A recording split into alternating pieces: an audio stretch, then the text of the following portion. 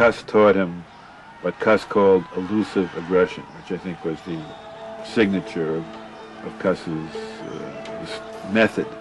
It became known as the peekaboo style because of the hands held high, but I think the cornerstone of what Cus taught was head movement, to move your head after you punched every time. He had timing and leverage and strength and a desire to put his fist through the back of your head. The first time I saw him, he got up in the ring, and I think the first or second round, he knocked this guy. I thought he had knocked his head off because I'd never seen anybody hit somebody like that. And the amazing thing I remember was like he wasn't satisfied. You could almost feel like he wanted the guy to get up so he could knock him out again. You get hit with jabs, wild hooks, pulverizing right-hand leads, and he keeps coming and coming.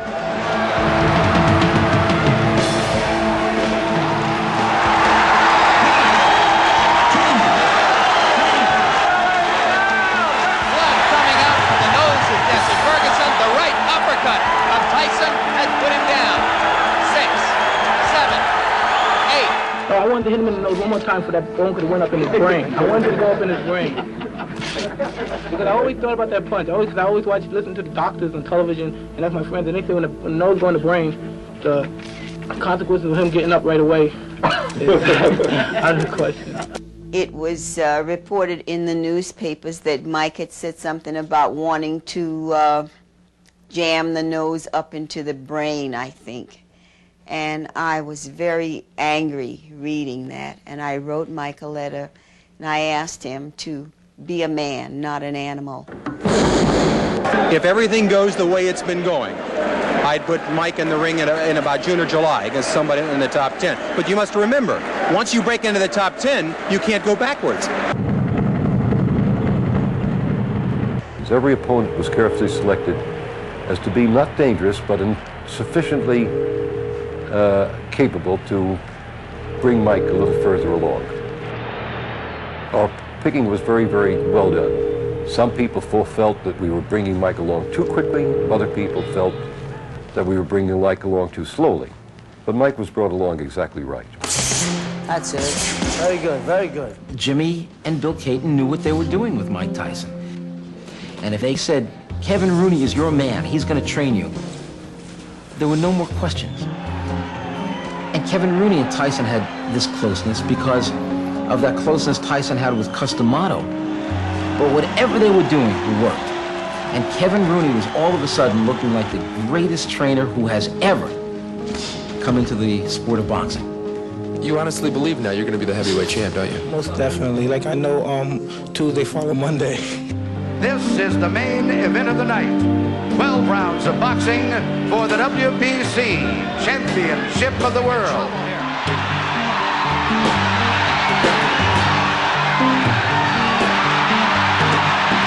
Berbick just trying to get through the round. It was an electrifying experience because one felt that here's some sort of primeval force coming in his black trunks and no socks.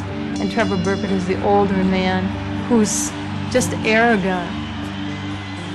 The boxer must feel himself in some strange way an extension of the nerve fibers of the crowd because the boxer is acting out suppressed or denied aggressions in the civilization. So he sort of rises to this peak of adrenaline, you know.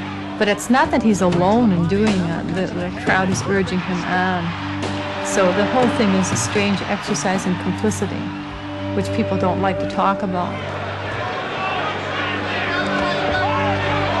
That was a right to the body and an uppercut to the head, and Berbick is down.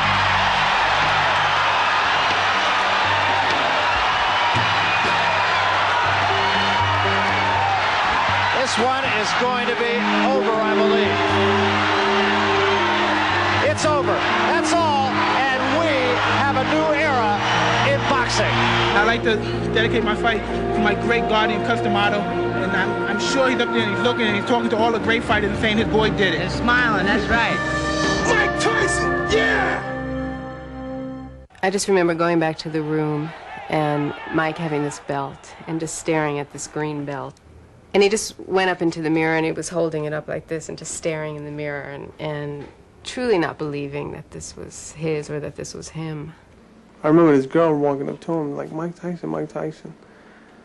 And he was like shocked. Wow, they know me. And I'm like, Mike, people know you. Oh my goodness, I saw you on TV the other night. Please welcome Mike Tyson.